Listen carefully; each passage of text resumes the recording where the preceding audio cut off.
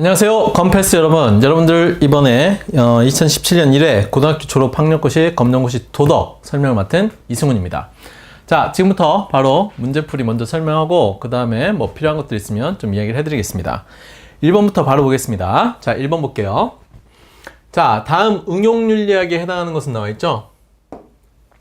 기본적으로 뭐 윤리학 구분하는 거 이런 것들은 여러분들이 기본적으로 좀 공부를 해 두셔야 되는데, 그래서 윤리학 같은 경우는 어떻게 구분합니까? 일단 규범이 있고요.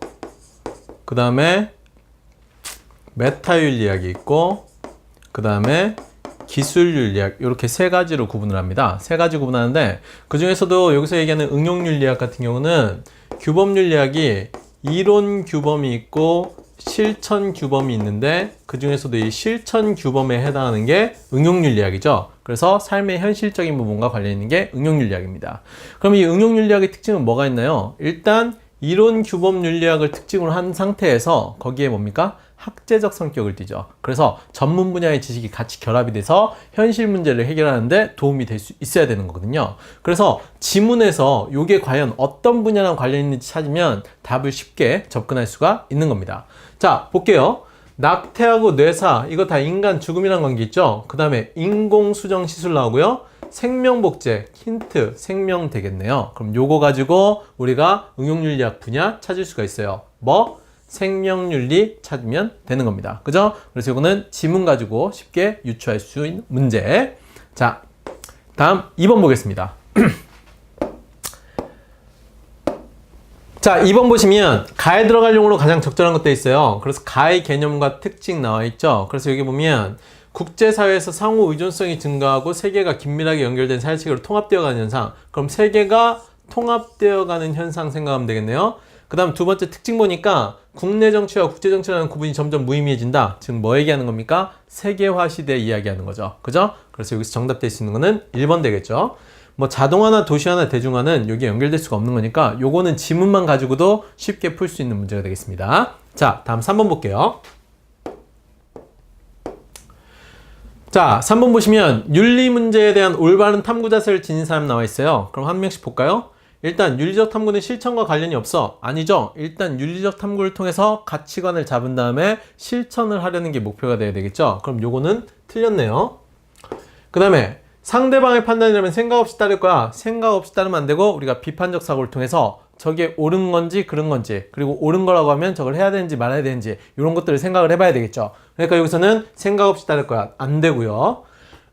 그 다음에 근거가 되는 도덕 원리의 정당성을 검증할 거야 돼 있는데, 정당성을 검증하는 거, 그래서 이게 옳은 건지 아닌 건지 파악을 할 수 있겠죠. 그래서 정답 될 수 있는 거는 3번 되겠네요. 4번도 한번 봅시다. 탐구 과정에서 합리적 사고를 발휘할 필요가 없어? 아니죠. 합리적 사고 필요하죠. 그래서 우리가 도덕적 판단을 할 때 필요한 것들이 뭐가 있냐? 뭐 얘기하냐면 일단은 비판적 자세가 있고요. 그 다음에 논리적, 그 다음에 합리적, 그리고 배려적 자세가 필요하다고 이야기를 하는 겁니다. 그래서 탐구 자세로서 4가지 이야기를 하는데, 근데 여기에서 이 도덕 원리의 정당성 검증하는 거, 뭐 논리적 자세나 합리적 자세 가지고 이야기를 할 수가 있겠죠. 그래서 정답 되는 거는 3번이 되는 겁니다. 자, 다음 문제 볼게요. 자, 다음과 같은 정보화에서 윤리적 문제에 해당하는 것 나와 있어요. 그래서 사이버 폭력 나와 있고요. 개인정보 유출 나와 있고요. 위치 추적 시스템. 그럼 이거 뭡니까? 개인의 위치를 추적하는 거죠? 다 뭐랑 관계 있어요? 개인의 사생활과 관련이 있는 겁니다. 그래서 정답 될 수 있는 거는 사생활 침해. 어렵지 않게 찾을 수 있죠? 인간 복지하고는 그닥 관계가 없죠. 폭력인데. 그죠? 그 다음에 환경 생태계, 정치 참여 기회 이런 것들이랑 크게 관련이 없어요. 그래서 답이 될 수 있는 거는 1번. 자, 여기까지도 쉽게 풀 수 있겠죠? 다음 문제 봅시다. 자, 가의 관점에서 나의 기억에 들어간 진술로 가장 적절한 것도 있습니다. 가의 관점 뭡니까? 니부어, 즉 니부어에 뭐 얘기하는 거예요? 사회윤리설 이야기하는 겁니다. 그럼 니부어의 사회윤리설은 뭐 얘기하느냐? 이거 아리스토텔레스의 윤리하고 다르게 니부어의 사회윤리설은 개인이 윤리적이더라도 사회 집단은 비윤리적일 수 있다라고 얘기하는 게 니부어의 사회윤리설입니다. 그래서 아리스토텔레스 같은 경우는 뭐냐면 정의로운 정치 공동체를 위해서는 윤리적인 개인들이 모여서 즉 개인 윤리가 확립이 되면 공동체, 사회 전체도 윤리적일 것이다 라고 생각을 했는데 근데 반면 니부어는 그렇지가 않아요. 니부어는 개인이 아무리 윤리적이라도 사회 집단에 속하면 그 사회 집단 때문에 비도덕적이거나 비윤리적으로 행동할 수 있다라고 얘기하는 거예요. 대표적인 게 뭘 얘기하면 되냐면 군대 같은 경우 얘기할 수 있잖아요. 즉 1차, 2차 세계대전을 겪으면서 어떻게 보면 고등교육을 받은 사람들 아닙니까? 그래서 그런 사람들이 군대를 보내놨는데 이 사람들이 거기 가서 지금 다른 사람을 막 죽이고 복수를 하고 있죠. 그래서 비윤리적인 행위를 하는 거 보고 이런 걸 이야기를 할 수가 있는 거예요. 근데 니부어의 관점에서 가장 중요한 핵심 포인트는 뭐냐면 일단은 개인윤리하고 사회윤리가 일치하지 않기 때문에 개인윤리 같은 경우는 개인의 양심이나 아니면 자발적인 걸 가지고 규제가 가능하지만 사회윤리는 뭡니까? 양심이나 이런 게 아니라 법과 제도로서 규제를 해야 된다는 거, 이게 핵심입니다. 알겠죠? 법과 제도를 가지고 규제해야 된다는 거. 근데 이 법과 제도를 만드는 기반이 되는 건 또 뭘까요? 그건 개인윤리 사상이 되겠죠? 그래서 그 정도만 참고로 알아두시면 될 것 같아요. 자, 그럼 여기서 보면 기업, 그러면 사회정의가 실현될 것이다 이렇게 돼 있죠? 뭐가 필요한 겁니까? 사회 집단에 대해서 법과 제도적 규제가 필요한 거죠. 일단 무한경쟁의 원리 안 되고요. 획일화된 조직문화 안 되고요. 잘못된 사회구조와 제도를 개선하는 거, 즉 거시적 관점에서 얘기하는 거, 법과 제도 얘기할 수 있죠? 정답될 수 있는 거는 3번 되는 겁니다. 4번에 보면 개인의 양심 회복이 중요하다. 이건 개인윤리적 측면이기 때문에 정답이 될 수가 없어요. 그래서 정답되는 건 3번 찾으시면 되겠죠. 다음 문제 볼게요. 자, 6번 문제입니다. 다문화 시대에 필요한 덕목이 아닌 것 돼 있어요. 그럼 다문화 시대라고 하면 일단 기본적으로 뭐가 중요할까요?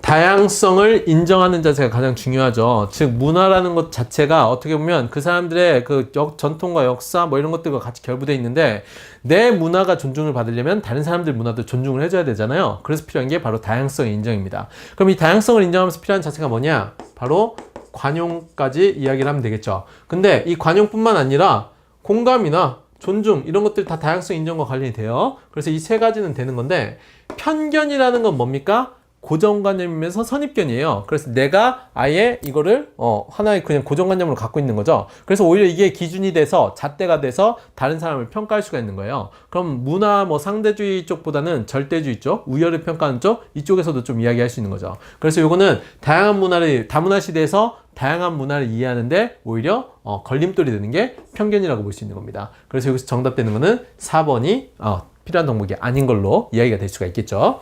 나머지 이런 것들은 아까도 얘기했지만 다양성 인정과 관용의 측면에서 접근을 하시면 쉽게 풀 수 있는 문제예요. 자, 다음 문제 볼게요. 자, 7번 문제입니다. 친구 간의 바람직한 갈등 해결 방안으로 적절한 것 돼 있어요. 그럼 거기 보면 일단 경제적 보상 나와 있죠? 이거는 바람직한 자세는 아니죠. 뭐 그때마다 경제적 보상을 할 수 있는 건 아니고, 그리고 친구라고 하면 기본적으로 신뢰관계를 가지고 얘기하는 거지 경제적 관계를 가지고 얘기하는 게 아닙니다. 그 다음에 힘에 의한 조정, 요것도 안 되겠죠. 이것도 어떻게 보면 강제적인 거잖아요. 서로 합의, 서로 존중이 된 상태에서 서로 합의에 의해서 조절이 돼야 되는데 그렇지가 않기 때문에 요것도 안 되는 거.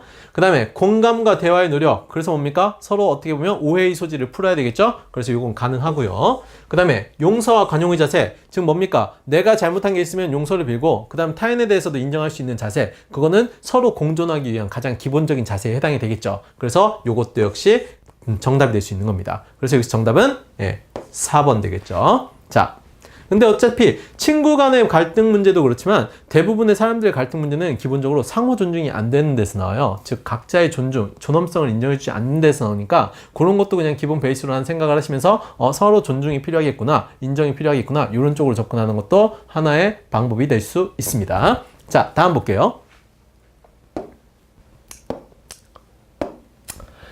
자, 하버마스 이야기하는 거죠. 하버마스 이야기하면 뭡니까? 우리가 담론윤리로 이야기합니다. 그럼 담론윤리로 얘기하는데 하버마스는 접근할 때 두 가지로 접근하시면 돼요. 첫 번째는 뭐냐면 약간 현대 칸트주의 관점에서 이성적 측면에서 접근을 합니다.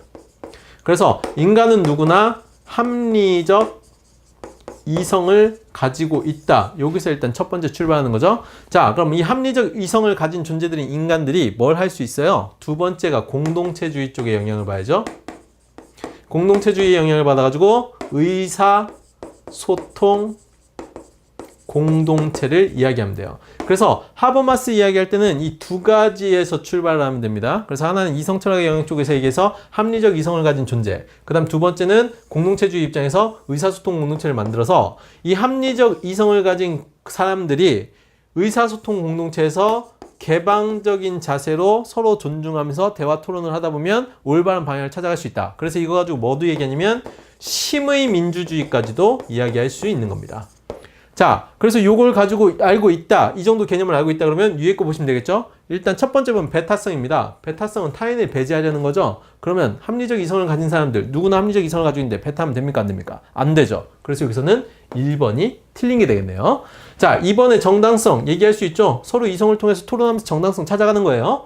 진실성, 그래요. 왜곡하거나 거짓을 하면 안 되겠죠? 그 다음에 이해가능성, 즉 서로 이해할 수 있는 언어로 대화를 해야 되는 겁니다. 그리고 예전 같은 경우는 이게 좀 불가능했다 얘기하는데 최근에는 뭡니까? 인터넷이 발달하면서 이런 것들이 가능해졌어요. 그래서 그런 거 인터넷 발달과도 관련이 있다는 거, 그 정도도 알아두시면 도움이 되겠네요. 자, 다음 문제 볼게요. 자, 9번입니다. 다음 학생이 발표할 내용으로 적절한 것을 보기에서 모두 고른 것도 있죠? 자, 고령화에 따른 윤리문제의 극복 방안을 발표하겠습니다. 돼 있어요. 그럼 고령화, 노인 문제 쪽 이야기 나오겠죠? 자, 밑에 거 볼게요. 노인 공경의 실천, 예, 의식적, 즉 의식이나 미시적인 측면에서 이야기할 수 있어요. 그 다음에 노인 복지 시설, 이거 제도적인 측면이죠? 제도적인 측면이니까 거시적인 관점에서 이야기할 수 있습니다. 노인의 삶의 동반자로 인식을 한다. 이것도 약간 의식적인 측면. 그래서 미시적인 방법에서 충분히 얘기할 수 있죠. 노인의 사회 참여 기회를 제한한다? 제한하면 안 되겠죠. 그죠? 그럼 여기서 틀린 거는 리을이네요. 그럼 나머지 세 가지는 정답이라고 얘기할 수 있겠네요. 그래서 정답 3번 되겠죠? 이것도 어렵지 않게 풀 수 있는 거. 왜냐면 고령화에 따른 윤리문제의 극복 방안이기 때문에 그래서 노인을 공경하고 의식적인 측면하고 제도적 측면 두 가지. 즉 미시적 측면과 거시적 측면으로 나눠서 양쪽을 바라보면 쉽게 문제를 정답을 찾을 수 있는 그런 문제입니다. 자, 다음 볼게요. 자, 10번 보면 다음과 같은 입장을 주는 윤리문제 접근 방식 나와 있어요. 그래서 윤리적 결정을 내릴 때는 보편적인 도덕 원리보다는 상황의 특수성과 인과관계. 자, 여기서 나와 있죠. 상황의 특수성과 인과관계, 책임, 공감 등을 고려한다고 되어 있습니다. 그래서 대표적 자 길리건, 나딩스 요거 보면 찾으면 되겠죠. 이거 뭡니까? 배려윤리 이야기하는 거죠. 그래서 우리가 윤리문제 접근 방식 고문을 할 때는 뭘 가지고 할 수 있냐면 일단 첫 번째가 그래요. 이론규범 쪽에서 이야기하는 게 크게 세 가지가 있죠. 의무론하고 그 다음에 공리주의하고 덕윤리가 있어요. 근데 이 의무론 같은 경우는 뭐냐면 행위의 동기를 보는 거죠. 동기를 중시하는 거고 요거는 칸트 쪽에서 강조하는 거다. 요 정도 알아두시고 공리주의 같은 경우는 행위의 뭡니까? 행위의 결과를 보는 거고 그리고 요건 누구? 요거는 공리주의 그러니까 벤담하고 밀 이야기 나올 수 있는 게 공리주의. 그 다음에 금욕주의 같은 경우는 이거는 원래 서양 철학사 쪽에서 뭐 얘기하냐면 스토아학파 같은 경우를 주로 이야기를 합니다. 근데 우리가 생활과윤리나 일반 고등학교 1학년 도덕과정 쪽에서는 이야기가 잘 안 나오고요. 배려윤리 같은 경우는 이거는 덕윤리가 좀 파생이 돼서 현대 덕윤리 쪽에서 나오는 건데 즉 기존 남성의 윤리를 정의윤리라고 하고 반면에 여성은 남성과 다른 특성을 가지고 있는데 그러한 것들이 바로 상황의 특수성에 대한 인지 능력이나 인간관계나 공감이나 책임 이런 것들 가지고 이야기하는 거거든요. 그래서 요거를 배려윤리라고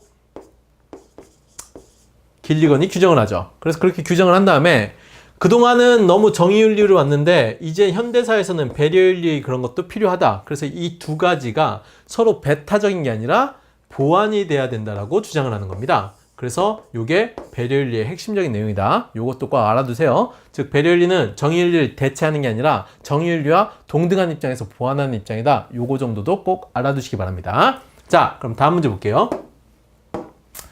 자, 11번입니다. 안락사 찬반 입장을 구분하여 서술하시오 되어 있죠? 이런 것도 문제가 그닥 어렵지 않아요. 그냥 밑에 거 가지고 찬성 반대 찾아봐도 되고요. 근데 어쨌든 한번 봅시다.